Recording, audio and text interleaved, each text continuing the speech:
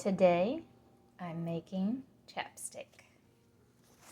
We've got my dad's cleaned beeswax cubes, coconut butter in a glass jar,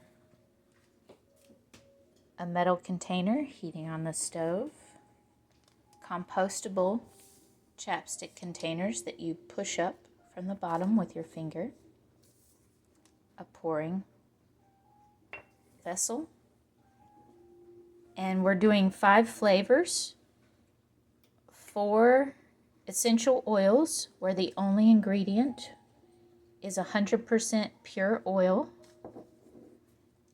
peppermint oil, orange oil, spearmint oil, and pine needle. Pretty happy about that. And then the 5th ingredient, the 5th will be original, so no flavor. That's the plan.